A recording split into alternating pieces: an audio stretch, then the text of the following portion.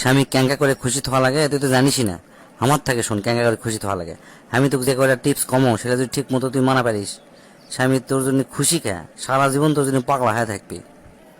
ক দোস্ত ক, আমি সব মানবো। আমি খুব অশান্তির মধ্যে আছি স্বামী ক্লিয়ে। শোন তাহলে মনোযোগ দিয়ে শুনিস সব কথা। তোর স্বামী ঘুমোর থেকে ওঠার আগে তুই আগে উঠবো, উঠে ফ্রেশ ট্রেশ হয়া তুই করবো কি, গাওয়াতে না সেন্টেন দিয়ে না সাজুগুজু হালকা সাজুগুজু করে তুই না সামনে ঘুরবো, মানে ওর যান ঘুম ভেঙে তোকে দেখেই যান ওর মনটা ভালো হয়ে যায়, ঠিক আছে। আর ওই ঘুমোর থেকে ওঠার যখন উঠবি, যখন তাকাবি, তখন তুই না ওর দিন তাকে না মুসকি মুসকি হাসি দিব, ঠিক আছে। এটা গেল 1 নাম্বার। 2 নাম্বার হচ্ছে তার ক্যাঙ্কা করে ঘুমোর থেকে ডাক দিয়ে তুললে তাই খুশি হয়, সেটা আগে খেয়াল করবো। খেয়াল করে প্রতিদিন তার উঙ্কা করে তার ঘুম ভাঙাবো, ঠিক আছে। তাহলে দেখবো তোর প্রতি তাই খুব খুশি থাকবি। তারপর তাই কখন অফিস থেকে আসে সেটা তো তুই জানিসই। সেই সময় করবো কি, মিচ্ছানা সাজুগুজু হয়ে বসে থাকবো। আর ওই আসার কলিং বেল দেওয়ার সাথে সাথে তুই যা দরজা খুলে দেবো। আর একটা জিনিস খেয়াল করবো, দরজা খুলে দেওয়ার সময় একটু মুসকে হাসি দেবো, হ্যাঁ। যেহেতু সে কাজ কাম করে আসছে কষ্ট করে, তোর হাসিটা দেখে তার দিলটা ঠান্ডা হয়ে যাবে, ঠিক আছে। আর বিশেষ করে সবসময় না হাসি মুখে কথা করার চেষ্টা করবো ওর সাথে।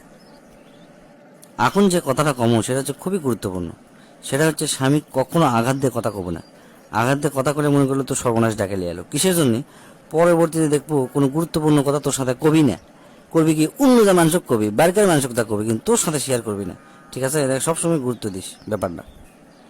স্বামী যদি কোনো কাজ তো করবার কয়, সেটা সবসময় হাসি মুখে করার চেষ্টা করব, ঠিক আছে।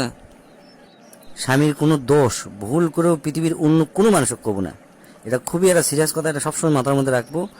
যখন তার মাথা ঠান্ডা থাকবে, আস্তে ধীরে তাকে বুঝাবো যে তুমি এই কাজটা আসলে ভুল করছিলা, এটা এরকম নয় এরকম হবে। তখন দেখবো তোর স্বামী ঠিকই শুধরে নিবি, ঠিক আছে। স্বামীর অনুমতি ছাড়া ভুলেও কাউকে কোনো টাকা পয়সা হাওলাত দেবো না, বা কোনো জিনিসপত্র কাউকে হাওলাত দেবো না, এটা কিন্তু জায়েজ নাই।